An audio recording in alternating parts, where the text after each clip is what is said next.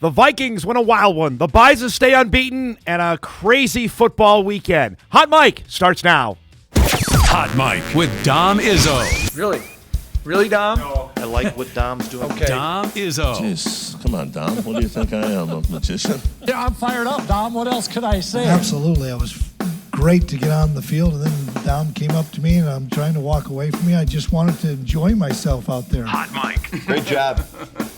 There's got to be some kind of intelligent question about something.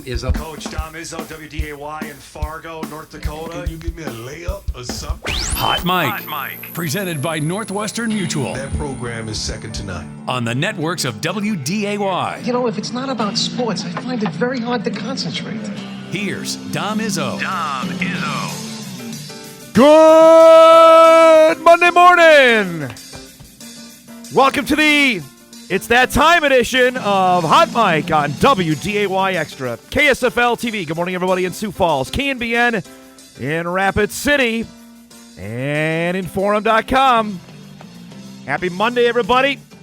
Hope you had a great weekend. Enjoyed summer. It's over. The fall is here. To the detriment of everybody with allergies in the area. Your host included. It happens every year. I get mad about it, but it happens every year. Welcome to the show, everybody, on a Monday morning. I am Dom Izzo, host of said program, Captain Frog for the day. Hopefully it's just for a couple days. I am the worst individual ever dealing with sickness. I'm going to tell you that right now. I'm not even sick. Like I'm that guy that I had perfect attendance in high school, okay? I never missed a day. I never missed a day of school, period. Okay? My mom will brag about that. I don't know what I did at school because it took me forever to graduate college. It took me an extra year, so I wasn't doing any homework. That being said, I was the kid who always went. Now, up until the Jackman was born, sickness never a deal. Never. And then, bam, after he was born, I have now become, apparently, I cannot repel anything anymore because he battled something last week. He's feeling better. That's the most important deal. And, of course, I noticed it Saturday night on the sideline in Normal. It happens. You can set your watch to it. Voice, I was feeling my throat was a little scratchy. I'm like, oh, no. No, we're not doing this. And then it was, again, this is complete first world problems here. We leave, whatever it was, 11:30, 11:45 takeoff out of Normal. We're back home by 1 on Sunday morning, which is awesome. We got back on Sunday night, or, Saturday night / Sunday morning. I'm not one of the ones that just can go right to bed. I can't do that. I'm too wired. Plus, there was something I wanted to check with how our video was sent back. Whatever. So I didn't get to bed till after 2. Jackman was ready to rock and roll, so it's a short night. So automatically, yesterday I'm a zombie. So here we are. It's Monday after a full Sunday yesterday. It was great to spend with the fam, but we're hurting this morning. So full disclosure on that. Again, I can only hear it in my own headphones, but we're going to gut it out, and we're going to get the show done because that's what we do. Hope everybody had a great weekend. There it is. Dr. Izzo done for the day. There's no jet material anywhere. You can see it's clear from the set because don't even bring it up, Eric. They don't deserve to be on camera. They stink. They're 0-5. None of that is returning to the set. It's been barred even if they win a game. We're done since they lost to Dallas yesterday. We got a lot to get to. The Bison stayed unbeaten. I had a couple of people tell me yesterday, hey, it was nice that they had a football game on Saturday night in terms of playing a 4-quarter game. And I will save it for the end of the show because the amount of comments I got about the broadcast Saturday night is the most I've received in certainly since we had the contract and probably in the last decade. And I'll address it. All I'm going to say about it, I'll save to the end of the show, and then we're going to move on from it because there's no need to tap dance on someone's grave. But all I'll say is you get what you pay for. That's all I'll say about it. We'll do it later on in the show. We'll also get to our high school football rewind. It was a dynamite weekend of games there. Big wins for Horace, Davies. We'll get to all that coming up later on in the show. Moorhead a thriller with Eden Prairie. We'll chat about that coming up later on in our program. The baseball postseason well underway. We're into the division round.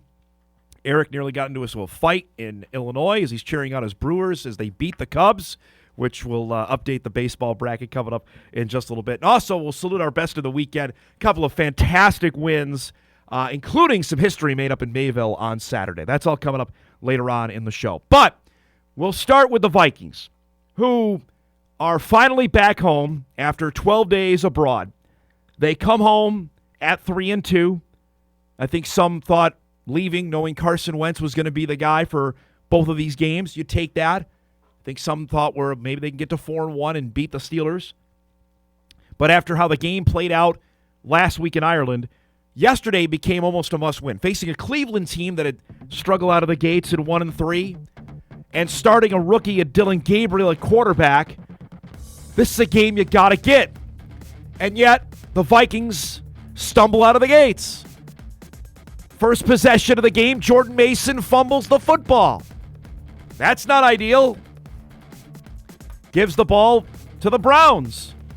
Cleveland goes down the field. Gabriel hits Harold Fannin for a touchdown. 7-0 Cleveland. Vikings have to resort to trickeration to get on the board. Cam Akers, direct snap, then throws it to Josh Oliver. Of course this would happen for the Vikings. A 32-yard score. We're tied up at 7. We move to the second. This is when Carson Wentz takes a shot. And this is when he's gotten in trouble. Trying to make plays with his legs. Takes a shot to his non-throwing shoulder. Went into the medical tent. Max Brosmer actually came in for a play at the end of the half. The Browns would get a field goal here and take a 10-7 halftime lead. Wentz would come out for the start of the second half, which was good news at least for Justin Jefferson, who had a great day yesterday. How about that? Go up and get it. Did that against the Bills. You remember a couple years ago? Not nearly as dynamite as that, but that's pretty darn good. They finish off the drive with a Mason touchdown. It's 14-10 Vikings. Same score later in the quarter. Browns come back. Gabriel zooms one to David Njoku. Dylan Gabriel looked pretty darn good, folks. Browns are ahead. Vikings drive. Will Riker will try a 51-yarder, and it hit the Skycam cable. Nobody saw it. It's no good. Score remains 17-14. Now, under 2 minutes to go. Wentz, a little back shoulder throw. That's sensational. To Jefferson, who goes up and gets it. Vikings stay on the field after that. Now, 30 seconds to go. Wentz to the end zone to Jordan Addison, who makes a fantastic catch. Addison, who was benched for the first quarter for missing a walkthrough on Saturday. I don't even figure that out. That puts the Vikings in front. They would make a stop at the end, and the Minnesota Vikings hold on and beat Kevin Stefanski and the Browns 21-17 the final. Look at that, by the way. We knew Dylan Gabriel was short. Carson Wentz looks like he's a giant over him. Vikes are 3-2 after the win. Cleveland drops to 1-4. Minnesota racks up 349 total yards of offense. Wentz goes 25 of 34 for 236 and a touch. Jefferson, another big day for him, 7 for 123. Afterwards, they're heading back home with a 3-2 mark. Jordan Addison has been nothing but a baller since I've seen him live, these last couple weeks. And, it was one of those, it's just a simple route, simple concept, but he saw the coverage and converted the route, and the ball had to come out. I wasn't going to take a sack in that situation given where we are on the field, so I just tried to put it high and give him a chance, and he made a heck of a play. I do believe, we had some critical penalties that eliminated an explosive run and an explosive pass today. Two fumbles that just cannot happen. So we've got a lot to clean up. It is early in the season, and I'm going to continue to challenge and push every coach, every player to maximize what we can become as a football team by growing individually and collectively. And it always starts with me, and I've got to do that as well. But yeah, there was moments in the game where I thought, like I said, the connectedness and just the team that's been bonded together through some unique circumstances over the last 10 days. All right, so the Vikes are 3-2 as you look at the up-to-date standings of the NFC North. The Lions rolled over Cincinnati. Packers had their bye, and with that tie, could certainly affect things as we go down the road. And the Bears, of course, were off yesterday. Now, before the game, nothing was said on Jordan Addison not being available, and this is probably more media complaint than anything, that Addison was dressed, warmed up, so there was no indication that there was something amiss. And then the game begins. The Vikes scuffle out of the gates. You saw the Mason fumble. And it was only during the first quarter, if you're following the game on social media, which so many of us do, finally, I think Kevin Seifert from ESPN, Ben Gessling from the Star Tribune start reporting that Addison is healthy. He's here. It's a coach's decision. So he didn't play the entire first quarter, and then we saw him, obviously, at the end of the game. What O'Connell said afterwards was that Addison missed a walkthrough. I don't know how you do that when the whole team is together overseas, but this is just another incident. I don't know if it's not a strike, but it's another deal, another thing with this guy. Whether it was the 100-mile-per-hour speeding incident, apparently for his dog, which we still don't know how the dog is. Whether it was what happened in L.A. a couple years ago, where he's parked in the middle of L.A. traffic, and obviously he got suspended for the first 3 games of the season. Just the talent is there. It just, at some point, the Vikings and management are going to have to weigh it. Is it worth it with what the baggage is with this guy? That being said, he makes a fabulous play, and the Vikings win the game. What should not go unnoticed is what the Vikings did up front with their offensive line, because Darisaw maxed out the amount of plays he could play. He was out of the game. Blake Brendel's playing center. He'd never played center before in his life. I mean, we've talked about that in college at the Division I level. I don't even know about the NFL level if I've heard that before, of a guy playing at the center spot where he'd never done it before. That was awfully impressive. You got to tip your hat there to a great coaching job. And then the question going forward, because the Vikes now are off until a week from tomorrow when they play, or 2 weeks from tomorrow when they play the Philadelphia Eagles. And who's going to be the quarterback? Now, Carson Wentz has played 3 games, started 3 games, won 2 of them. I don't know if Wentz has done overwhelmingly enough to say, yep, he's got to be the guy when they play Philly. I think if J.J. McCarthy is healthy, I don't know if Carson's done enough. And O'Connell may have created more of a fire on this than anticipated, because he didn't answer the question yesterday. When asked about it, he said, well, we're got to look at everything. Excited to get back home and start evaluating and get ready for the Eagles and get people healthy. Okay, well, if JJ's the guy, he says when JJ McCarthy is healthy, he's our starting quarterback. He did not say that. And so you open up this can of worms that now we have to decipher for the next 13 days when the Vikes play again. If I had my druthers right now, I think Carson plays against Philly, because you have a short week there. You play the Eagles on Sunday the 19th, then you have the Thursday game with the Rams or Chargers. I can't remember. I think it's the Chargers on the 23rd. And then maybe by Halloween, maybe it's back to McCarthy. You see, I mean, again, I wouldn't say Carson has gone out there and just overwhelmingly said, bam, conversation over, he's got to be the guy. Too often than not, there were a couple of plays where just you're hanging out by your fingernails, Viking fans. You've seen that with the Wentz experience over the last 5 years or so. But They're 3-2 and back home. Real quick before we set up the show, yesterday, the second day of the division series in the baseball postseason. As I texted my dad yesterday, I was wondering if the Yankees were pitching underhanded as they gave up a double-digit runs again after they got curb stomped by Toronto in Game 1. The Blue Jays did it again. The game of the day, though, was in Seattle between the Tigers and the Mariners. And for Twins fans, you can look away if you need to, because this guy was great. Jorge Polanco.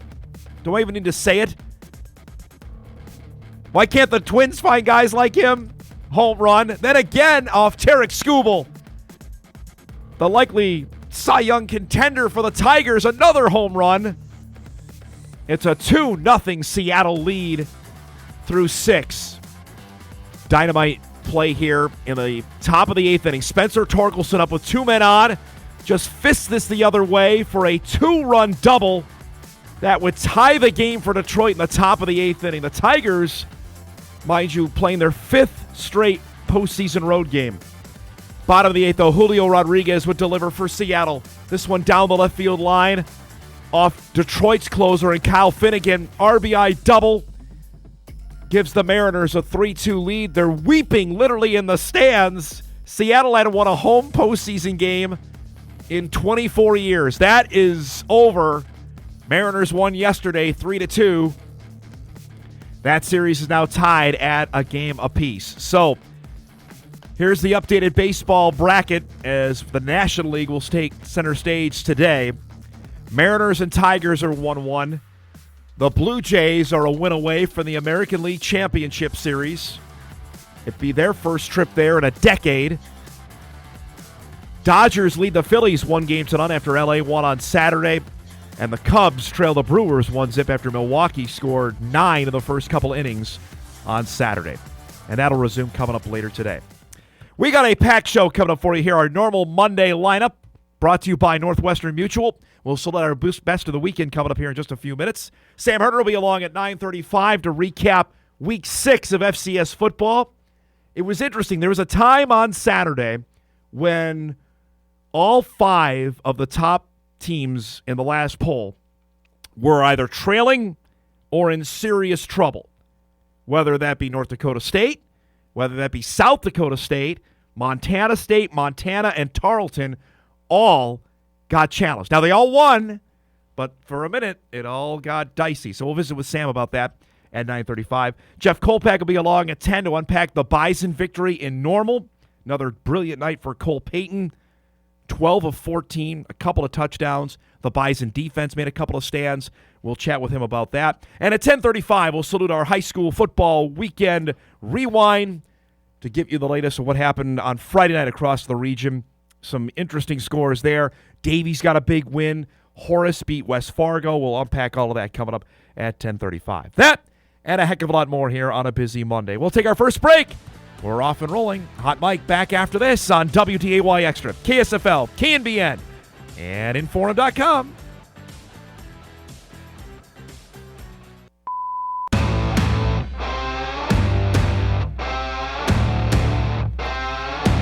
Alrighty, we salute the best of the weekend. We do it each and every Monday in this time slot. Got a bunch of submissions, so I appreciate that. We'll begin Saturday afternoon in Mayville, where the Comets had Dickinson State coming in. This is about as one-sided a series as you can have in NAIA football. Comets have just had no success against Dickinson State over the last decade and a half. Well, Rocky Larson has been changing things at Mayville State since he got that job a few years ago. One of the big check marks he had was to beat Dickinson State. He can say on this Monday morning, they have done that. In a thriller of a game on Saturday, they went back and forth with the Comets. In fact, they went to overtime with Dickinson State. That touchdown there gave Mayville the lead in the third overtime. Dickinson State had to respond. That play there, because remember, they have to go for 2 in the third overtime, was off the mark.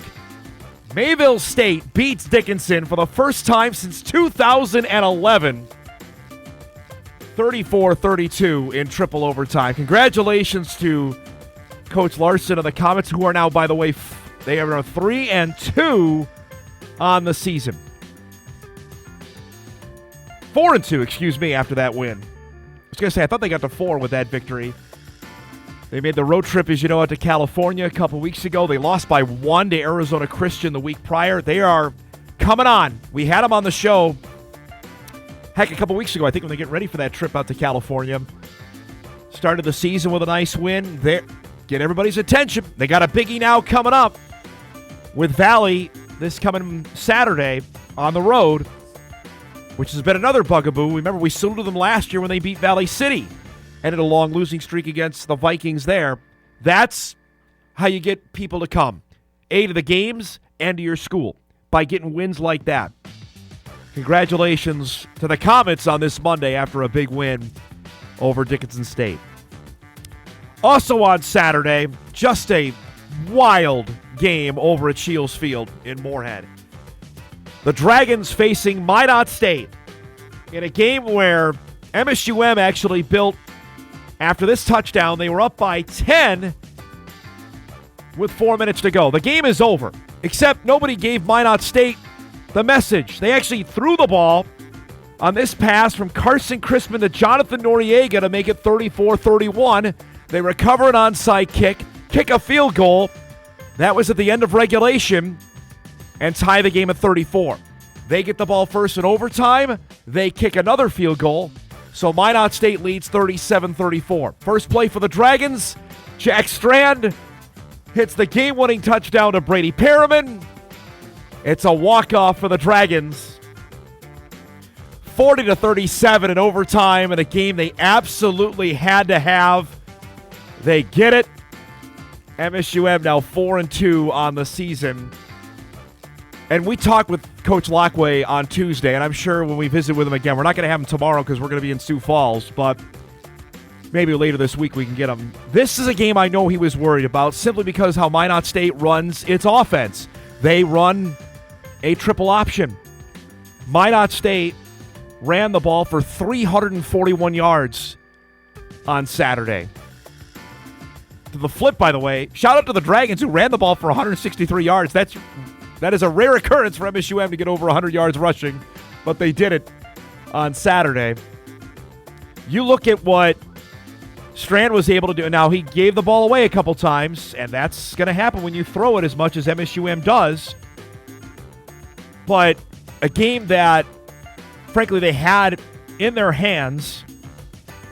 That touchdown that we showed you that MSUM scored from Evan Lovett, 5.5 minutes to go. Owen Wiersma scores. It's 10:15 to go in the fourth. It's 34-17. It's over. Right? And then Minot State scores 17 unanswered to tie it just to get to overtime. They got the ball first. They got the field goal. The Dragons get the touchdown and win it. Mixed in there, you had an onside kick recovery. You just had a little bit of everything, but if you're going to be a contender, you got to win games like that. And the Dragons keep, I think, some playoff hopes alive. They may have to win the rest of their games, and that might sound preposterous, knowing they've got Mankato at the end. But you got a stretch here where you can maybe win some games. Minot was one. Mary's another on the road. That's another team that they struggled with last year. Knowing you still have a game with Northern, I believe, out there, and Mankato at the end. But you can't get there unless you beat Minot State, and they did that on Saturday. Congrats to them. Lastly, to wrap up our best of the weekend, we featured it on Friday, the first ever meeting between West Fargo Horace and West Fargo High. Had a trophy they were playing for. We haven't officially got a name for it yet. We had a couple submissions on Friday I thought that were pretty good. The Hawks, though, showed why, at least right now, they're the team in West Fargo. This is a fabulous catch. One-handed touchdown in the corner of the end zone. We even super slow-moed it for him on First Down Friday. He's got a foot in bounds, and he's got the football. Hawks would go on and beat West Fargo. Final count of 27-13. So Horace has the bragging rights as the first matchup between both teams. They are now 5-1. Shanley is 5-1. We'll get to this coming up later on in the show because they lost to Davies, who also is 5-1. Everything is pointing towards later in the season when Davies and Horace play one another. That's going to be for the EDC Championship, and maybe the number 1 seed out of the East. You could have a situation, though, like we had in the Valley last fall, where NDSU beat SDSU, SDSU beat USD, USD beat NDSU.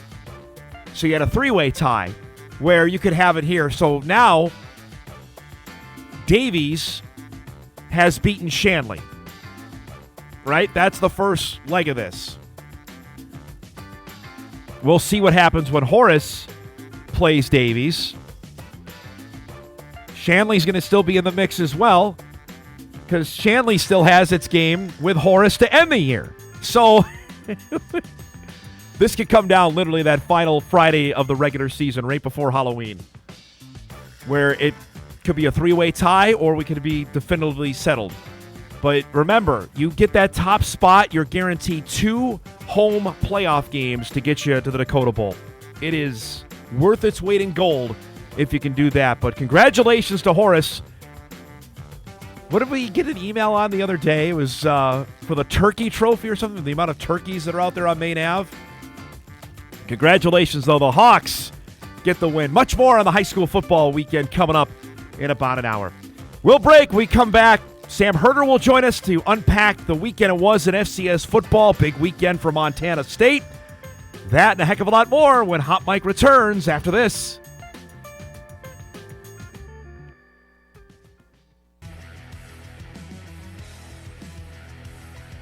Welcome back, everybody. Beautiful Monday morning, off and rolling here. The first Monday of the month. Finally feels like fall out there. It's fantastic. We have reached October, which means we'll have our first playoff unveil coming up later this month, which means the bracket is starting to come into focus here. And as I mentioned off the top of the show, there was a time on Saturday where all 5 of the top 5 teams in the latest FCS poll were either trailing or in trouble or in a ball game, which we haven't been able to say yet really this season. Certainly in Fargo, we haven't been able to say that. Means our guy Sam Herder here joins us each and every Monday at 9:35 to break down the latest of what's going on in FCS football. I was following your tweets as well as the game is going on. First off, night games in October just take forever. I was not thrilled about that, but seeing everybody else play on Saturday, and I was struck with that. Tarleton was behind. The Bison were trailing. The Jackrabbits were down by 10. Montana was in serious trouble at halftime with Idaho State. It was a bizarre weekend. Just from now, the teams ended up winning, but at times, man, it looked hairy for a bit. Yeah, it seems like at least one weekend every year there's a totally chaotic weekend in the FCS, and we were somewhat close to getting that this last weekend, but it ended up going chalk through the top 5. But for at least each of the top 5 teams, at least for a little bit or for most of the game, were on upset alert. I mean, NDSU was down early, but then got the lead back and then kind of pulled away in the fourth quarter. But that was a game going into the fourth. South Dakota State was in trouble at halftime. They were down by 10 before really establishing the run. Tarleton State was in a shootout with Southern Utah. That was in a battle of the backup quarterbacks, and so both starters were out in that one. Montana was down by 10 going into the fourth quarter before they pulled out a win there. Montana State dominated that game for the last 3 quarters, but the first quarter at Northern Arizona in a ranked match was just an ugly start, and the Cats were down 7-0, but they figured out a way to kind of pull out of that funk and get a win there. And you can even go beyond that because number 7 UC Davis, they were in a close game with Cal Poly. Davis was number 7, and then the upset didn't happen until we got to number 8, and that was Rhodey on Friday night losing to Brown, an unranked team, who, by the way, Harvard beat the crap out of Brown the week before, and then Brown beats number 8 Rhode Island. So how good is Harvard, or is Rhody overrated? I don't know, but yeah, each of the top 8 teams, and Illinois State was obviously number 6. We're in battles at some points on Saturday. Yeah, I'll get to Rhode Island in a second because I'm going to pour on them here in a minute. Let's start with Montana State. I know that's your team of the week. The Cats have won 4 in a row after starting 0-2. Have they figured things out?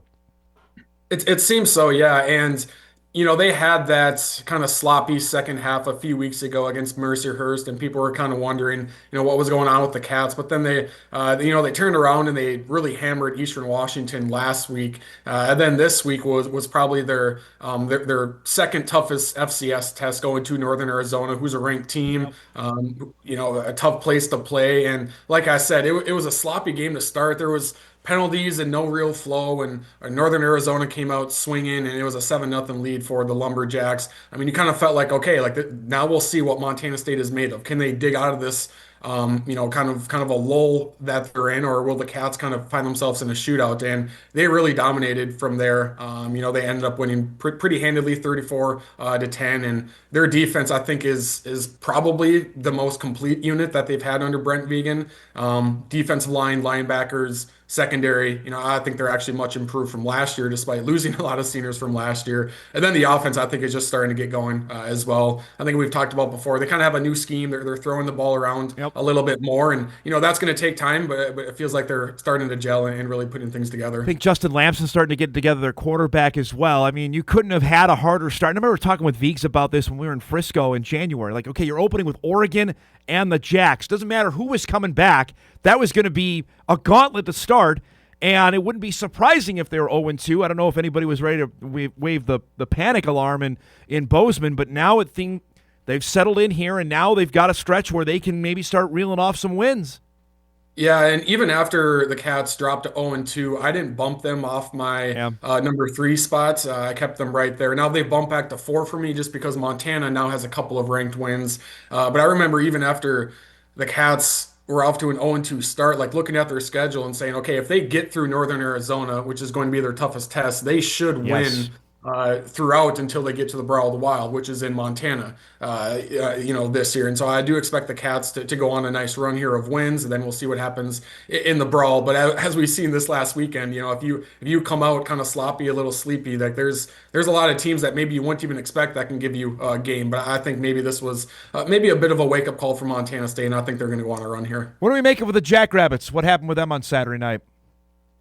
Yeah, the first half was not good for South Dakota State. No. Defensively, I actually thought defensively they played decent in the first half, but the quarterback run game, Bo Brungard is a really dangerous quarterback with his arm and his legs. But offensively for South Dakota State, like they just couldn't get the run game going at all in the first half. And, Chase Mason, who had been excellent leading up to this point, he was just a little bit off. Accuracy wasn't there. And so the offense looked really, really choppy in the first half. And going into halftime, you kind of thought, okay, like Youngstown State is selling out to stop the run. So, I mean, Chase Mason and his receivers, they're going to have to, win this game on their own. And Lofton Ogroski was out with a shoulder injury. I think he should be back pretty soon, I would think. But then the running game started to get going for South Dakota State, and Loffridge ran for 4 touchdowns, 150 plus yards, something like that. Most of that damage came in the second half. So I don't know if South Dakota State really switched anything up, or they just kept on hammering away and chipping away, and eventually really starting to get a push at Youngstown State. Yeah, I know every Bison fan that was in Normal was following their phones and looking like, oh, wow, when Youngstown got up by 10, starting to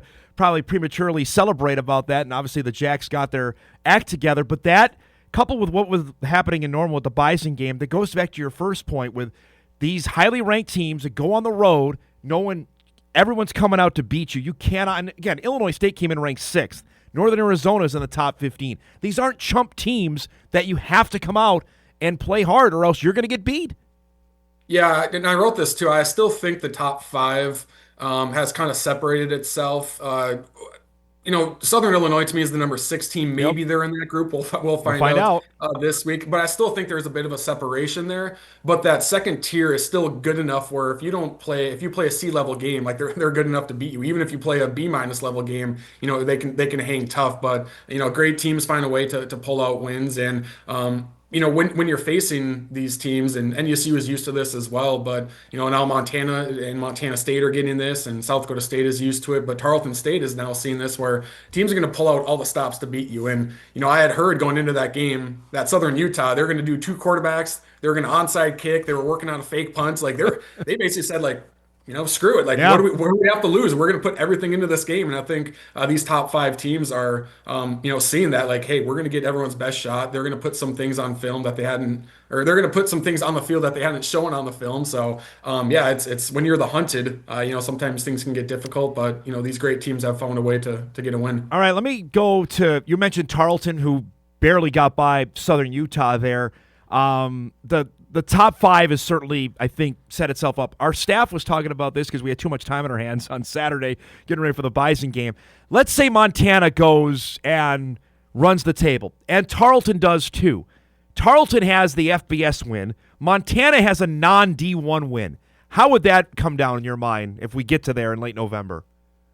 Yeah, that non-D1 win certainly could be a factor for Montana, but I still feel like the Grizz would have, a stronger strength of schedule, and they would probably have more ranked wins. Just going through Tarleton's schedule right now, Right. I mean, they potentially have 3 ranked wins on their schedule, and so that would be a pretty good resume for Tarleton. But you look at Montana, and the Grizz would have maybe 3, 4 ranked wins, including, in this scenario, the Grizz would have beaten Montana State, who I would still expect to be, in the top 5. And if they, when we're talking about these sort of nitpicky things, like margin of win could be a big difference in that one. And we've seen in the Brawl of the Wild, the home team have, a decided advantage in really hammering the opposing team. So if Montana beats Montana State by 3 points, that's a great win. But if the Grizz beat Montana State by 17 or 21 points, they're going to compare that to South Dakota State's win.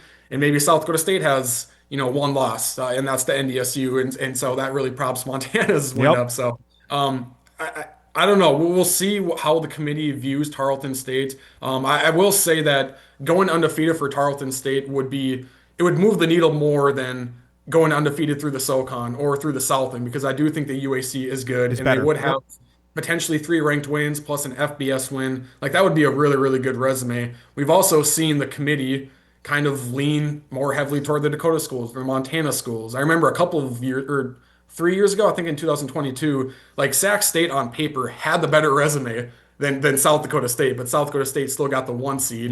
And then UIW went to Sac State and got a win in the quarterfinals. So it does seem like the committee still kind of leans toward, the brand names a little bit, but there are like 7 or 8 new committee members this year. And so you never really know what each individual is going to think on this. All right, let's unzip here what happened with Rhode Island. They lost to Brown. Brown was picked 8th in the Ivy preseason poll. I think all year you and I have both been in the same mindset. We're not sure what to make of Rhode Island, if maybe the best team in the CAA. I dropped them, I think, to 20 in my poll. I'm really interested. I doubt they're going to drop that far in the actual ballot. What do we make of Rhode Island, and what do we make actually of the Ivy League as well? Yeah, so I think Rhodey had good expectations, and for good reason, coming into this year. They lost to Mercer in the second round last year without their starting quarterback. Had he been playing, there's a chance that it would have been Rhodey coming to Fargo instead of Mercer. And Rhodey, they returned a good amount of their offensive production. Defense had a lot more to replace, but AJ Pena, who's potentially, a favorite for the Buck Buchanan Award, he was coming back. So that kind of sets the stage on why Rhodey was so highly ranked. And they started the year 4-0. And some of the teams they beat at the time looked like good wins. I mean, they beat Stony Brook, who we thought was kind of on the verge of being a top 25 team. They beat Holy Cross 9-7, and Holy Cross, I think the week before, or the week after, nearly beat Northern Illinois. So we're like, okay, Holy Cross is pretty decent. That's another good win.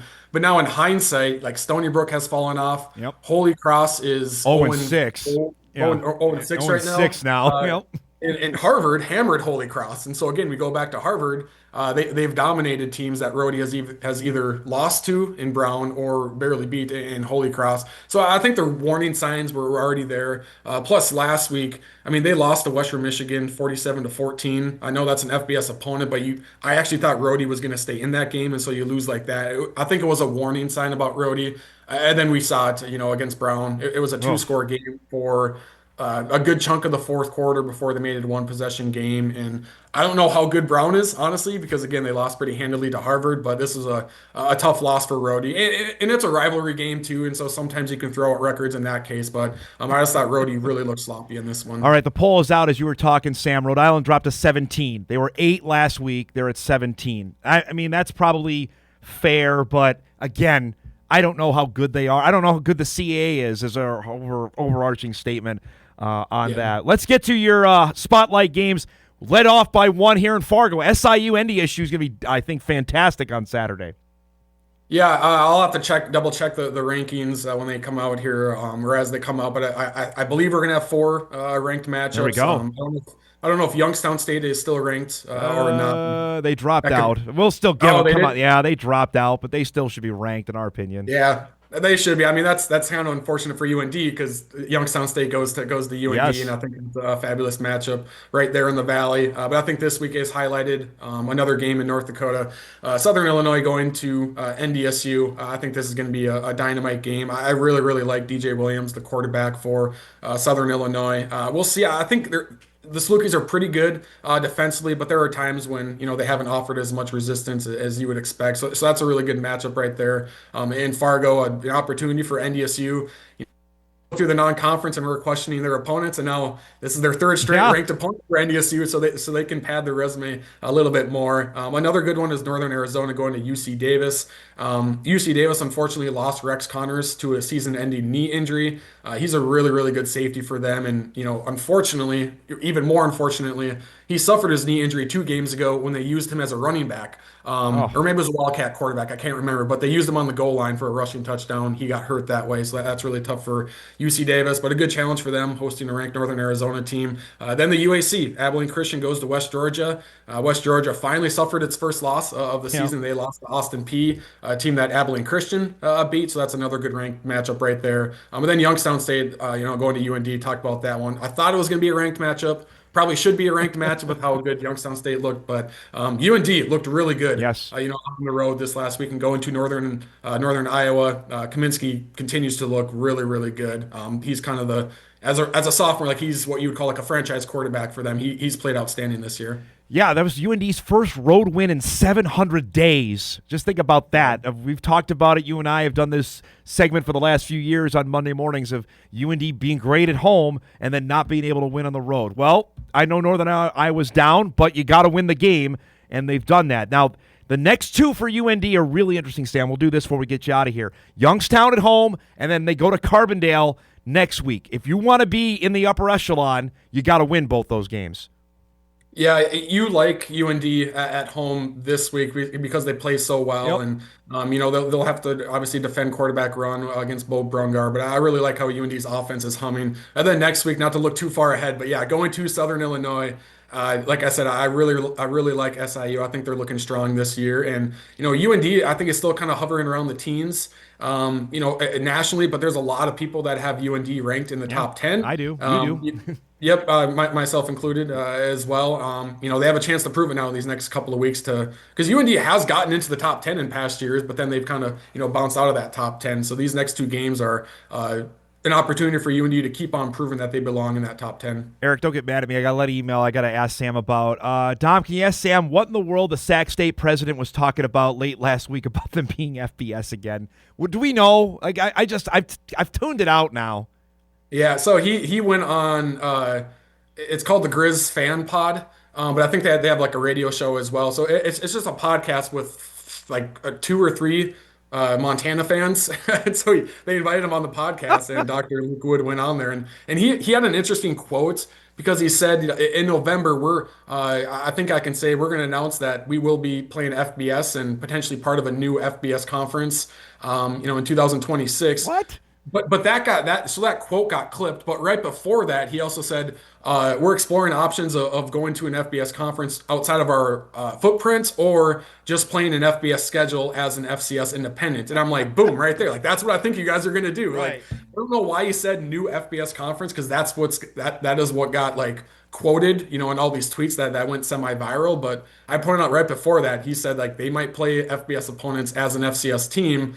I think that's what they're going to do, but we'll find out. There's been a lot of empty promises or half-filled promises. But I don't know. I do encourage people to listen to that interview because I'm not saying he's going to make a believer out of everybody, but you can kind of see his point of view on some of these things. And I've always kind of somewhat defended Sac State and their push to go FBS. I think it makes sense for them. Some of the messaging and empty promises I kind of push back on, but overall I think he has the right image. I just think maybe they need to hold back on making some of these promises if they don't know for sure if they can deliver them. Great stuff as always, bud. Thanks for doing this. We'll talk next week, okay?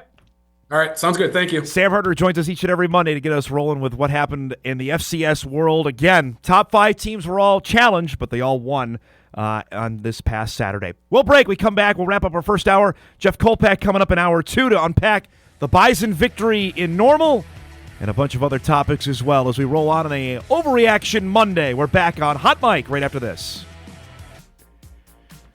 All right, action-packed first hour of Overreaction Monday in the books. We come back, our guy Jeff Kolpack joining us to recap Saturday's win and look ahead to the Bison game with SIU. That coming up, we come back on Hot Mic right after this. This is Hot Mic. Hot Mic on the networks of WDAY. Here's Dom Izzo.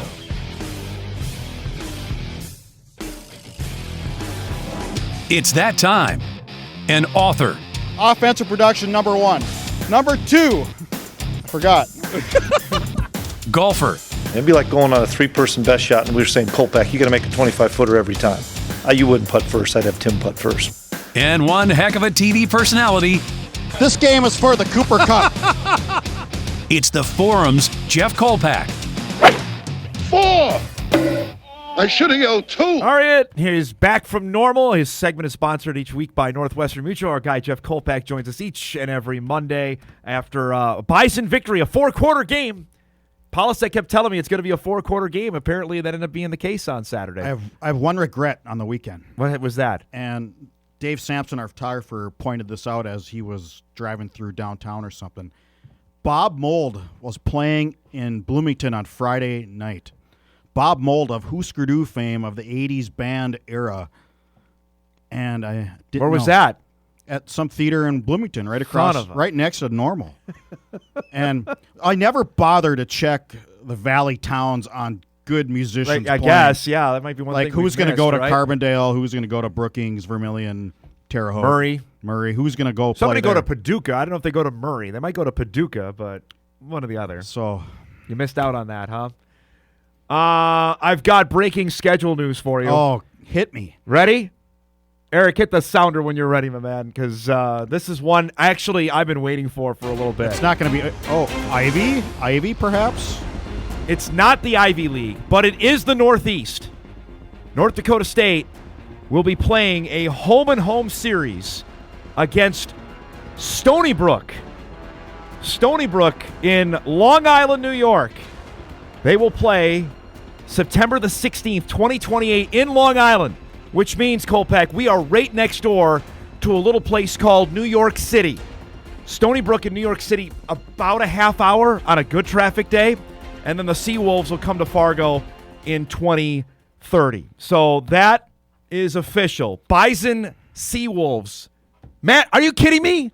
Manhattan, let's go. Well, the opponent doesn't exactly excite me. It's the It's New York City in September. Oh, come on, man. Let's go. So I may have to check to see if Bob Mould is playing in New York City. I think there might be some better acts that will be playing in Long Island. What are you talking about? I've never heard of this act, by the way, and I'm born in 1979. I'm sorry, I'm not familiar with. But, Stony Brook is a member of the Colonial, or Coastal, whatever it is. I'm still going to call it Colonial. They're in the CAA. They had a solid year last year. I think we thought they were both going to be in the playoffs. They were one of the last teams left out. But that will complete the Bison's schedule for 2028. So the non-conference in 28, Kolpack. Ready for this? Incarnate Word here. Mm-hmm. Davis here. Mm-hmm. Bison are going to Oregon and now going to Stony Brook. So we're hitting both coasts. Back to back? Tell Corliss to get ready for that. No, I don't believe it's back to back. It's 2 weeks apart. So the Word to start in August. Yeah, that's not accurate on travel. I can tell you that right now. The team's going to be in the Mountain West by then, are we not? Well, after seeing the latest net rankings, Look at Northern Illinois and UTEP. Good one. What are they? Yeah, they're working out great. They're like 3 of the bottom 6 teams in FBS. So Stony Brook on the schedule, 2028 for the Bison. So Manhattan, that's good. Have you been? I ran the New York Marathon. Oh, yeah, that's right. So you haven't explored. Man, it's been a while. Gosh, man, it's been a while. Let's go. I'm jacked about that. For personal reasons as well. That's not far from my neck of the woods. And there's a local angle there, obviously, for the athletic director who came from Stony Brook before coming to North Dakota State, as did Mr. Phelps. So there's a tie there they've been trying to get. When is the New York Marathon? Maybe I can. Isn't that normally November? It's a Sunday. Yeah, it's normally Halloween. Yeah, it's normally later on in that. But that's so there you go, and we'll get more on that coming up later on in the show. Okay, we mentioned the top of your segment. I thought it was going to be Harvard when you said it was. Yeah, I was hoping for thinking, an Ivy League, but I mean, I know they've been talking about getting into that corridor, whether it be Long Island or Stony Brook. I mean, you had there, me. So I was like, I know. I'm sorry about that. Bring me up, and hey, the Ivy's got to get its down. act together about playing earlier in the year. Remember, they don't start till week 4 of the season. So until they're ready to play 11 games, let alone 12, we can't have that discussion. Where's yet. Mercyhurst? Is that Erie, Pennsylvania? Erie, Pennsylvania. That's not a destination. No, I'm going to give you a hard pass on Erie. I don't. If we have a lot of viewers in Erie, I'm sorry about that, but no. Well, no. I made fun of Flin Flon, Manitoba in one of our pregame shows, and then I thought, oh, our signal might be reaching Flin Flon. But so far, you have not got any retribution out of that? No, nobody from Flin Flon has emailed me. All right, how would you grade the Bison performance Saturday night? Okay. You're not going to be lights out every game. And to win a game when you're 18-16 going into the fourth quarter with no sign of panic that I saw, no sign of stress, they went out and just played better in the fourth quarter. I thought that you take that as a pretty good sign. All those title teams, those unbeaten teams, they always had games where it was like this. Yep. Or even more, tougher. There were always games there decided by a couple plays, and that's what happened on Saturday night. I thought offensively, Illinois State offered no resistance. I thought the Bison could do whatever they wanted. I thought Illinois State, though, gave NDSU its best shot. I agree. I think they played their best game of the season. I thought they were ready. They had 2 weeks off. You forget about that. Yep. They had 2 weeks to prepare. They did some things to NDSU. I'm curious about the press conference tomorrow where, and I'm going to probably write about this, Tim sounded like a guy, he wanted to get right to the tape because Illinois State did some things that caused them to alter their game plan, I guess. Yeah, I would say, the Bison didn't punt in the game. So if you're going to take away that, offensively, they had a safety against them. It was the end of the half, the missed field goal, and the end of the game. They kneeled it out. That was every other time they scored. So if you're looking at it from that perspective, NDSU did everything they wanted. A 17-point win. Right. I think defensively, when you look at it, hold on, Eric, before we get to the Peyton stuff, one quick thing. Defensively, going back to your deal on what Polisic was saying after the game, that there were certain creases there that Illinois, Sobkowitz is their best player. So you knew number 2 was going to get the ball. It was the other guy. It was 84, Melander out there. Their tight end got a couple passes. That was the deal maybe he's more upset about than anything. Well, Rittenhouse, though, was much better this time around than he was absolutely. last year. It was night and day. Absolutely. He was better. Yep. He was a better thrower. Yep. He looked quicker. He looked a little more sure of himself. And, again, NDSU adjusted. Yeah. I thought they made the defensive plays when they absolutely had to. McCaslin forcing that fumble that Staling recovered is a huge play because that's after the safety, and Illinois State was coming again. Midfield, right? Midfield. They're moving the ball again, and McCaslin forced the fumble, and then the Bison went right down and scored a touchdown. Staling should have been a scoop score. I think he was upset about that. We were visiting with him on the post-game show, and I think he was a little upset with himself that he didn't pick that up. And he said, I got the scoop part down. I didn't get the that would have been something part. Pick 6, and then the next game. That would have been Jabril-esque because he did that in his prime. For the Bison. And then at the end, so after the Bryce Lance touchdown, the Bison defense needed to stop, and that's when they got a 3-and-out. Let's go back to that Bryce Lance touchdown. Do we have the highlight? We'll get to that in a second, yeah. The footwork is just genius by him. Really he has such a great feel for the sideline and where he's at because at first glance, in real time, I thought he was out. It's just like the South Dakota State one. I thought there was no way. He had to have been out of bounds. And then they slowed it down on the replay. He went, yep. Oh. God, that's what they do on Sundays. Well, it's funny you say that because right prior to that play, I looked at Eric and I said, Illinois State's done a really good job of taking Bryce out of the game. And then, I'm not kidding, he can verify the next play is the Peyton to Bryce Lance touchdown. And talking to Bryce after the game, it was the first time they went just strictly man-to-man. That play, that the touchdown play. went, and it ended up biting. And Cole Illinois recognized State. it. Yeah. I think he switched to audible of some sort. He saw the coverage, and boom. What do we make of Mr. Peyton's game on Saturday? He's just he's been so good. Yeah. He's been so good. He's making the right decisions. That dual threat capability he has is just dangerous. I thought there were a couple, right. Illinois State thought they had him, and then he would just come out and do this, evade, and then go pick up 15 yards. Always making that first guy miss, too, or evading that first guy. Yes. It doesn't go down easy. He's obviously, we've seen his running ability over the years, but the ability to... His leaping ability we have not seen, and this one... I mean, Sammy had the best photo. Oh, if we have that photo. Stop in the air was fantastic. I mean, you look at the highlight, the verticality that he has with his jumping ability. I mean, it doesn't do it justice on video here. The single shot that Dave Sampson has in form was just incredible. This is a great ball to Raja, I thought, early. That set up the Eli Ozick field goal. How many catches has he made like that in his career? Oh, we're up to more than a handful Yeah. that he's done that. Absolutely. But there were, again, times where Illinois State thinks they got Peyton boxed in, and then he'll go and, all right, I'm just going to go pick up 9 yards. Yeah. And it's a lot different when you're second and This three. is the touchdown, which is, I don't know. Shout out to our guy Stace and Alex over there, by the way, on the sideline. Nearly getting involved in the action. I mean, that was dagger throw. Just fantastic. Yeah. And you're waiting for him to make a big play, and he went and did it. And they go and win again. And, again, for all the talk we've had about leading up to the season, about can he throw? Can he make the passes when he needs to? 5 games in, he's been sensational in that aspect. Is there any Peyton talk about him at all? If not, there should be. There certainly should be more on Look at that. Yeah. Look at how high he is.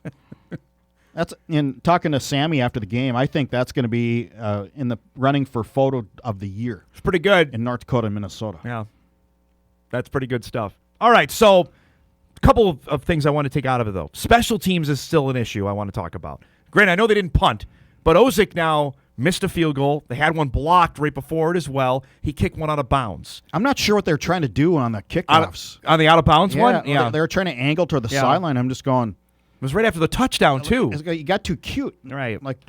And Tim was not happy. I'm sure he wasn't. I was not at that part of the press conference, but I know he was hot after that. I was looking at him, and he's looking at some coach, I think, and what are we doing kind of a little more animated, vocal than what I'm doing right now. That, to me, is something because, we've talked plenty about Ozick's leg, which is super strong, but so far they've got to – that's something they got to tighten. If we're going to get nitpick central here at 10 o'clock in the morning like we do on Mondays, that's something they got to look at. Yeah, but Ozick has a leg, and the field goal's close. It didn't miss by much, but he still missed it. You got it right. It's within his range. It's especially after the penalty against Illinois State where they blocked the original one, so it's 5 yards closer. It's at 40 yards out. But you got to make that. Don't forget, it's his first time year kicking. First year as a starting kicker. Yeah, but he kicked a 54-yarder last year. I don't know. Yeah. You got to make the kick. It's 40 yards out. You got to make the kick. Understood. But again, they have a lot of first-year starters who are going through these situations for the first time.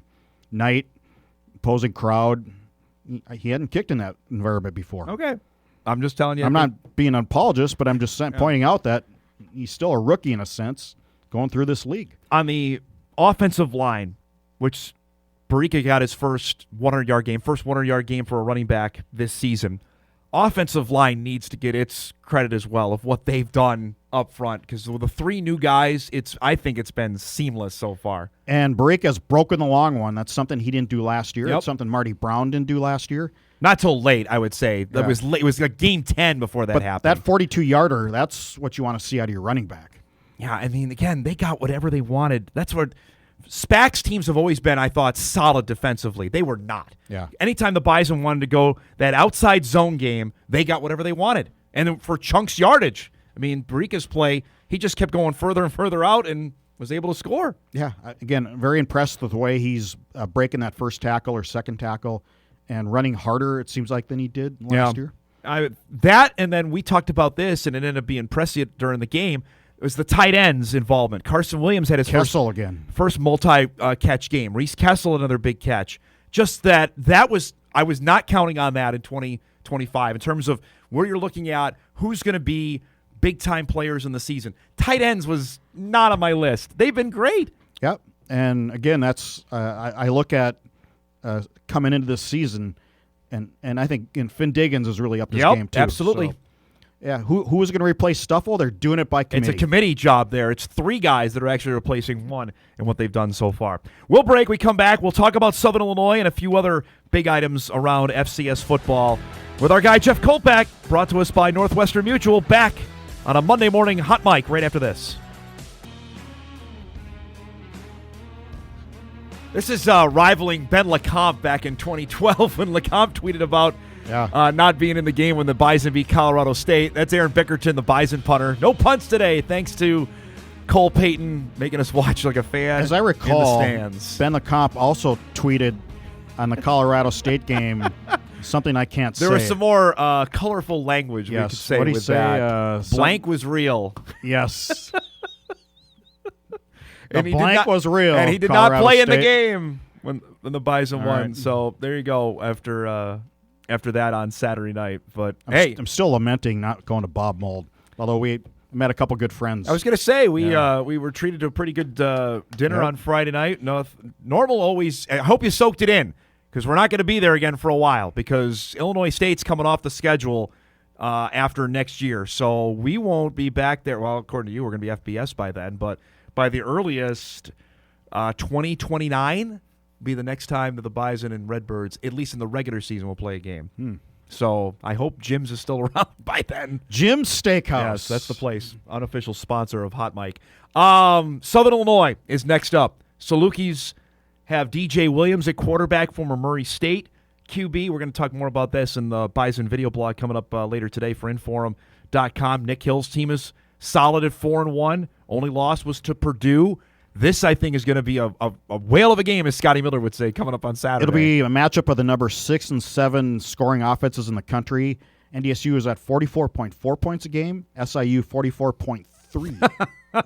Pretty close. So, good quarterback play. They both routed SEMO. That's who the Salukis played after the Bison played SEMO. They took it to the Redhawks and won the battle for the wheel. They got by Indiana State. Now, they allowed some points to the trees. That to me is, again, going back to what we just saw with Illinois State. That's where I'm concerned about with SIU. Illinois State, giving up 30 to Eastern Illinois and 36 to North Alabama. Yeah. That's to me where I'm looking at. All right, they gave up 28, I think, to Indiana State. They've given up points on that side of the ball, which again, you go back to the early days, and we say this probably every year about Missouri Valley football. SIU defensively, Kolpack, I remember you telling me about the trip to Carbondale in 2005, how fast when Jerry Kill was coaching down there. How big. Right. Dude, God, they had huge linebackers. Ask Steve Walker how that he got hurt that game. Yes, he did. Just got beat up. They were tough. This is a thing, though, and again, talking about streaks, and we hammered it last week in Illinois State. SIU has never won up here. Never. You think about that when Dale Lennon took over as head coach, they could not get over the hump. Then Nick Hill was he's now the second longest tenured coach in the Valley, and he said it to me. He didn't even need me to bring it up. It's like, we've never won up there. We need to figure out a way to do that in our time. And they brought some good teams, but they're bringing a quarterback, DJ Williams, who he can slice and dice, and he's a veteran guy. He's good. He's obviously been real productive this year. I would go back. You look at that Murray State game tape. Again, there's nothing memorable about the 2023 Murray Bison game in Fargo, but he was elusive against a Bison defense, frankly, that was still figuring things out at that part of the 23 season. This could be a heck of a matchup for Grant Olson and the Bison D. Isn't it surprising that Southern Illinois, of all the teams in the Valley, they've been really good against FBS teams. They've gone to FBS environments and won games, and they're the one program that hasn't won in the Dome. Yep. Because they've shown to do it in a lot of other places. Yeah, they have the last Valley win over an FBS team was Northern Illinois. Your friends at NIU. SIU beat them. Does that really count anymore? Oh, hey, they're a Mountain West team here in the not too distant future, so that definitely counts. What are they? But, What is there? 126? Mike put FBS teams.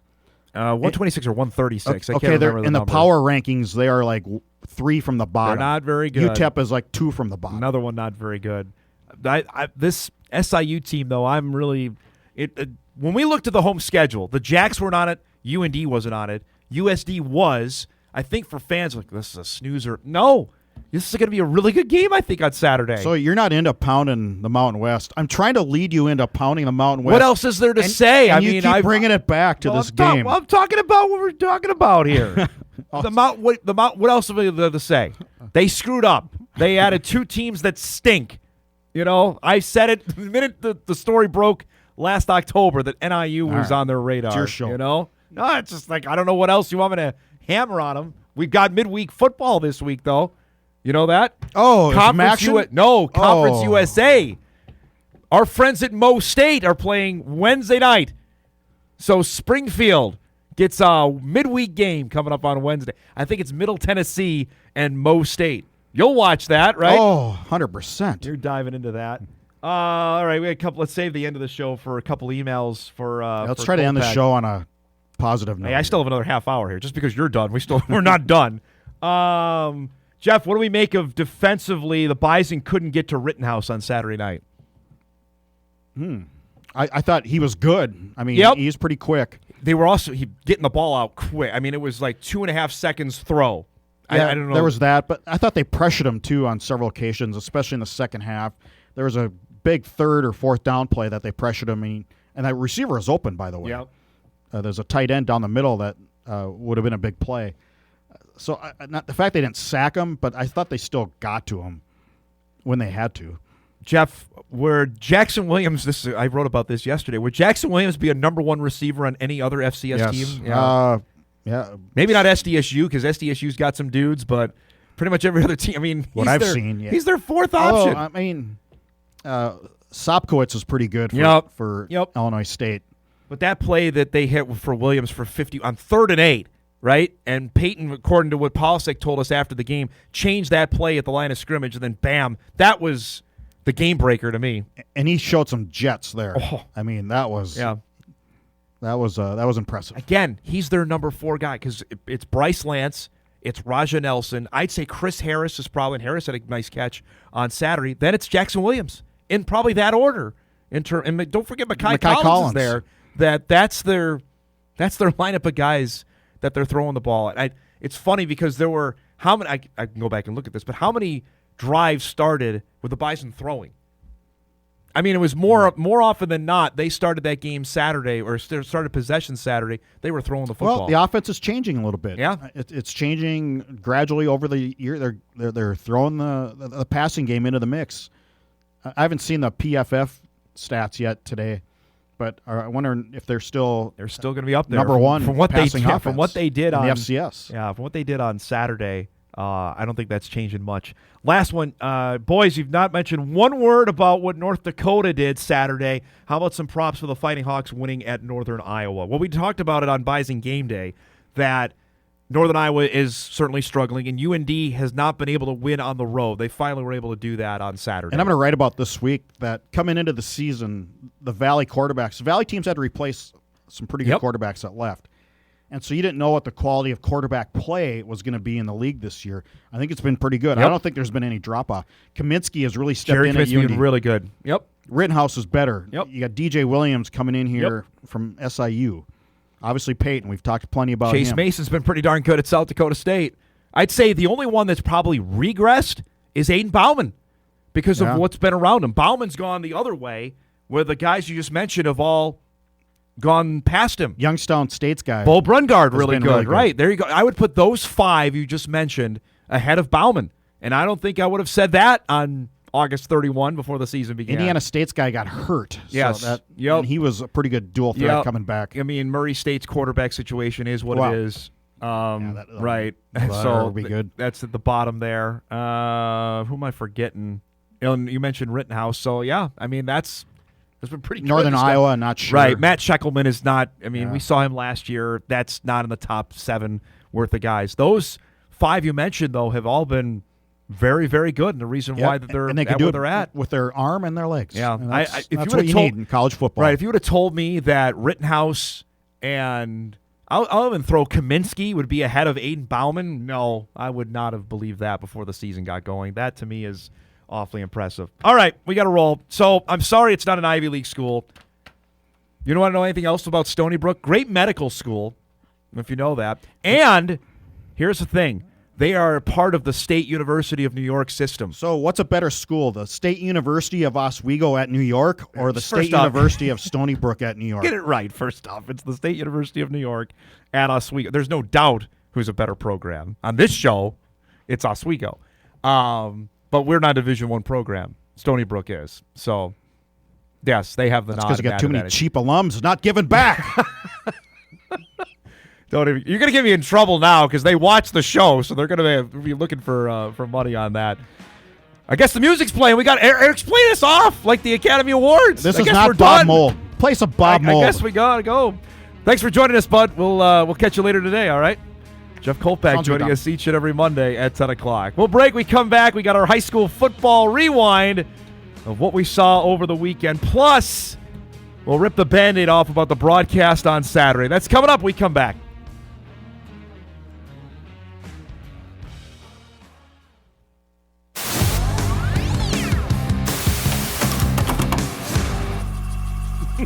Keep getting cool stuff. All right, here we go. We do our high school football rewind. We do it each and every Monday in this time slot.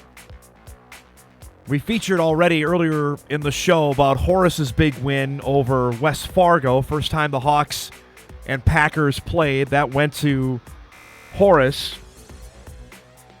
These are the up-to-date 3A standings in the big school division. We'll start in the EDC. So after that win, and Davies with its big win over Shanley, Davies and Horace are now tied at the top at 2-0.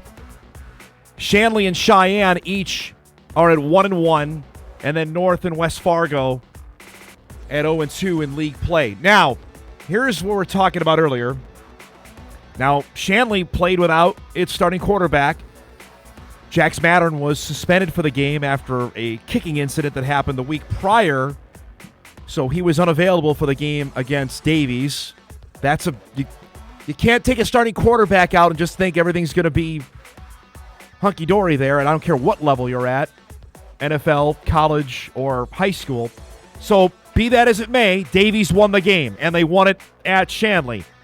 So when we go to tiebreakers, when we get later in the year, just file that away. But remember, Shanley still has to play Horace, which is a big deal. Horace has Cheyenne coming up this week, which is no small potatoes game there. I'm totally envisioning you could have a three-way tie here. Just like we had in the Valley, we talked about earlier in the show a year ago, where Davies, Horace, and Shanley all tie for the top spot. Real quick, this is what each of the teams have left down the stretch run. Let's start. Davies goes to West Fargo this week. Horace at home and with North. Okay, they're going to be favored in maybe all three of those games, considering their only loss this season was at Legacy. But you're thinking probably 2-1. Shanley goes to North this week, and then their final two games are at home. Cheyenne, which is always a big game for them. That's a rivalry game. And then they end the season with Horace. I'm telling you right now, October the 24th, circle it now. Horace Shanley could be for the EDC championship, depending on where we're at. Davies, for its last three, at West Fargo, home for Horace, home for North. That's what they have to wrap the regular season. Just a reminder on that. For the Hawks, who's sitting there, their only loss by 2 to Kindred, which wasn't not even in their level. Granted, Kindred can come up to 3A. I had this asked of me over the weekend. How would Kindred do in 3A? Pretty darn good. Horace has Cheyenne at home this week, which is a huge game. And then their whole season is right in their hands. Horace controls his own destiny. They beat Davies. They beat Shanley. They win the EDC. Be a heck of a thing for Harvey McMahon in their first year of 3A football. But that's what the Hawks have to wrap up 2025 in the regular season. In 2A in the EDC, got to give props to our guys up north at Grand Forks Central. Jake Shower's team is just cruising right now. They won again on Friday to get to 6-0 on the season, joining Kindred. And let's just get it ready. We'll preview this game later in the week. Jake is always great to do the show. We'll have him on. Kindred plays Central later this week. That's going to be for the EDC top spot in 2A football. That game is up in Grand Forks on Friday night. Central Cass fell to Red River. Shout out to Vern Muir's team. We previewed that game on Friday. We had Coach Tommy Butler from Central Cass on. Came down right to the wire. The Riders won it, so they have the tiebreaker right now on Central Cass. The only reason why they're different in the standings is because Central has a better overall record. But when we're talking about conference-wise, Red River has the tiebreaker, and then South and Wahpeton. Remember, the top four make it. I think we've got a strong delineation here between the top four in 2A football in the EDC. But you've got, all right, game of the year coming in Grand Forks this weekend with that Kindred Central game, and especially after how Kindred beat South. Big time win there for the Vikings. Let's go out west. 3A football there, which is going to be maybe just as tight as what we saw in the EDC. Legacy is still unbeaten in conference play. The Sabres took care of business with their win over the weekend. They get to 2-0, now 5-1 overall. Bismarck is 2-0 after its win. And Century is 2-0 as well. So much like we have in the EDC, we're going to have this in the WDA. Here's what Legacy has left. Legacy plays at Bismarck this week. Home to Century, home to Mandan. It's right there for Legacy. They win out. They're the WDA champions for the first time. Century, we had Coach Wingenbach on a couple weeks ago after they beat Cheyenne. Just got a sense, all right, here they've won now 4 in a row after they lost their first 2. They lost to Shanley and they lost to Davies. They have Minot, Legacy, Bismarck. Again, it's all, they control their own destiny as well. They run the table. They're going to be the number 1 seed out west. And for the Demons, they have Legacy. Boy, that Legacy, do we have to have Gibby on this week? We may have to. Get ready for that one between Legacy and Bismarck. And then they have Williston, and of course they end the year with their rivalry game with Century to wrap up 2025. So, and somebody's going to have to be the 4 seed here. Somebody between Mandan, Minot, Williston has to. I can't believe I'm saying that about Minot and Mandan, frankly. They're going to have to win a game to get the 4 spot because it's mandated. We have to have 4 teams out of each conference. Tough years there for those 3 schools. Combined 0-18 between Minot, Mandan, and Williston. All right, to 2A, where Devil's Lake has joined the fray with Minot North. Give a shout out to the Firebirds having a really nice season. They are 5-1. Minot North, of course, has been the heavyweights. We've expected them and Kindred. Well, Grand Forks Central and Devil's Lake are telling everybody, or maybe telling me most especially, wake the bleep up. We're pretty good too. Watford City and Dickinson are each 1-1, and then St. Mary's, Jamestown, and Turtle Mountain round out the standings. Devil's Lake plays Minot North this week. So, I mean, here we are, folks. We're into the second week in October. We got heavyweight games up and down the schedule. That's going to be for the WDA Championship in 2A football this weekend between Minot North and Devil's Lake. That game is in Minot. Firebirds end with Dickinson and Watford City to wrap up the regular season. So, those are the games coming up in the big schools in 3A and 2A. So you're looking at it here. Kindred Central. You've got the game out west this weekend with Legacy and Bismarck. We mentioned the games out east already, how good they're going to be. And that Devil's Lake Minot North game. First Down Friday is going to be a treat coming up Friday night. It gives you the lowdown of what's going on across the state. That's our high school football rewind. We do it each and every Monday here in this time slot. Now, normally I go a little bit longer, and I apologize to our 9-man and Class A friends because I know I'm going to get emails about, hey, there are other schools. I know that. I know. But something happened on Saturday that normally I wouldn't give it any attention, but the amount of conversation that happened with it deserves at least a couple minutes of airtime on this program today. And it's my show, and until they tell me it's not, I'm going to do this. It is not, though, this show's policy to crap on other people's work. Television production is hard work, folks. I think there's unfortunately, a large majority of people, and I know that's redundant, there's a majority of people that think, especially even on this show, I show up at 8:55 and bam, we go. Or whenever I did the news, for the 15 years I did the news, that, well, you get there at 10:25 and you go and do it. Like, why do you need to be in at 2 o'clock in the afternoon? And it's preposterous. Like any job, there's preparation that goes into it and production that goes into it. Live television sports is not easy. Just for our sakes of what we do, even on a game of the week tonight, there's 4 people that'll be working that. There's the photographer that shoots the game. There's the broadcaster. There's the engineer on site. There's an engineer back here to make sure we're on the air, just for our Fargo-Moorhead game we got coming up later tonight.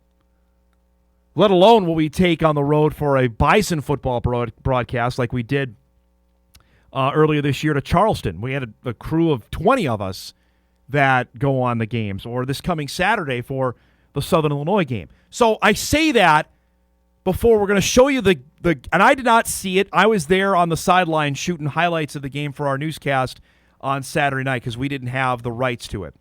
And the backstory is the Missouri Valley Football Conference has partnered with ESPN Plus for at least a decade or more on doing a select game of the week broadcast. And in the past, and I believe this is still the case, that the conference hires out a production company to do the game and its own announcers to do the game, the whole 9 yards, right? So in lieu of maybe picking the local broadcast crew or anything of that nature, that's what they elect to do. And that was what they did Saturday night in Normal. And what you're about to see, the video, is of that broadcast, which, again, I'm not here to beat down anybody else's work, but this is what it looked like. And it's not good. For those of us that are in the business, and I can tell you automatically, I can already see at least a couple things wrong with it. You might be sitting at home like, Dom, I don't know what you're talking about. I can see the scoreboards on the screen. I can readily identify the players. What are you talking about? Well, I can tell you here, it looks like the game is being broadcasted on Mars. Like, the color of it is terrible. And once we got till about 6:30, 6:45, my phone is constantly going off, whether it was something about the particular broadcast, which you could see is not good. And frankly, as I was getting these messages coming in, and I'm going to read a few of them here on the air before we sign off for the show, that just made me chuckle because I can, and unfortunately, as petty as a man I am on this stuff, I can remember 2021, our first year of doing it, of doing Bison football, where I had everybody come out of the woodwork, specifically at me, because I'm the front-facing guy of this, and I get it, comes with the territory, that, WDAY sucks, and boy, I can't believe KVOY would ever give it up, and why would they ever leave? Can't wait to get KVOY back on it. And I took those deeply personally because I know how much I wanted it to look good. I know everybody that was associated with it at the time and still is wanted to look good. I was just like, okay. So for all of that, and now as we look where we're at and how much we've added to the broadcasts, And I'll just say, I think Kyle does a tremendous job. I learned so much from Kyle. I think our photographers are great. The technology we have the first down line on there. The down and distance is on there. We have goal line cameras on there. You know, our audio, you can hear the crowd. Our graphics are fantastic. Omar does an unbelievable job with our graphics. They look fantastic. We have it up there when a guy scores a touchdown. You see the guy's picture, the whole 9 yards, right? So I filed that away because I got these messages during the game. Production crew is terrible. Not sure how many plays we have or going to miss. 30 seconds into the broadcast, I missed Dom and Kyle. I appreciate that. TV coverage just sucks. How many times do we miss a play coming out of commercial? Those are simple things. Simple for a viewer at home. It's complex on the broadcast side. But when you are committed to doing it, committed to spending the resources to do it, you have what we have, which is pretty damn good. Why we've been Emmy nominated, folks, for our broadcasts. Yeah, I'll spike the football on this one because I've had it enough, frankly. And if you want to talk crap about me, that's fine. That comes with the territory. You want to say I suck or you mute it when I'm on, more power to you. Great. My own family does that. They've been trying for 46 years. Good luck with that.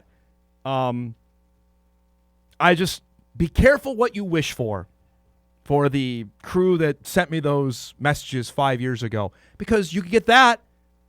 You could have that or something lesser of it, or you could have what we do, which I think is pretty darn good.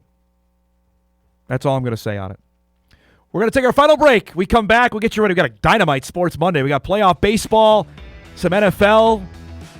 Is our Eliminator Challenge updated? I went to double check on that. I don't know if somebody still has a pick going for tonight. We'll do that when Hot Mike wraps right after this.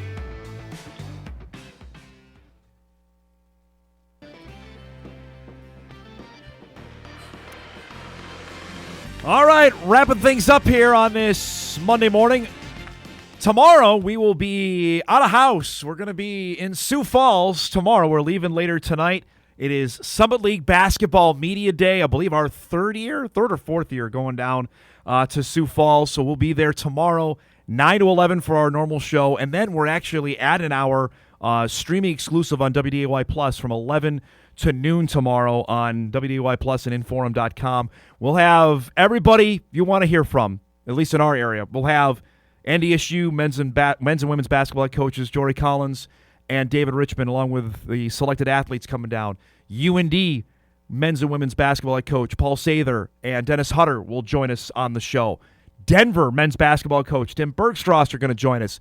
South Dakota State men's and women's basketball coaches AJ, Aaron Johnston, Brian Peterson are going to join us. The commish, Josh Fenton, will be along as well. So for you basketball rubes, we're ready for you tomorrow. Looking forward to that. Eric's more excited about our taco trip afterwards, but we'll be ready to rock and roll. We'll see you bright and early tomorrow, 9 a.m. from the Premier Center, the site of the 2026 Summit League Basketball Tournament. We'll be there tomorrow to get rolling at 9 a.m. So that will be fun. You told me is our eliminator results final for the week? I didn't know if anybody picked tonight's game.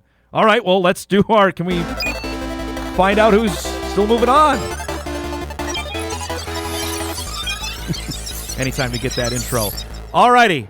Oh, no. Oh, no.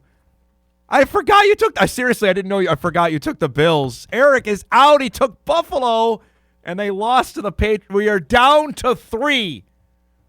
Matt, Brody, and the Jackman are left alive in the eliminator. We may not even make it to 9. We may have to restart this thing here in a couple weeks after that. So down to 3 in the Eliminator Challenge after the Bills losing last night to the Patriots. Good stuff there. All right, let's do some what to watch before we get out of here. Oh, man, I'm sorry about that. All right, what to watch brought to us by Northwestern Mutual. We got Chiefs and Jags coming up tonight. That's preceded by our high school game of the week on WDAY Extra tonight. Moorhead and Hawley. Coverage begins at 7 o'clock from the Moorhead Gym tonight on Extra. Chiefs and the Jags on WDAY tonight, 7:15 for Monday Night Football, and 2 baseball playoff games tonight. Game 2, Dodgers-Phillies, 5 o'clock on TBS. Cubs and the Brewers, Game 2 from Milwaukee, 8 o'clock on TBS as well. We got to roll. Thanks to our guests today, to Sam Herder and Jeff Kolpack. If you missed any of the show, you can podcast it later today at Inforum.com. You can watch a full replay on WDAY+. Have a great Monday, everybody. We'll see you tomorrow from Sioux Falls. Thanks so much for watching. See you tomorrow.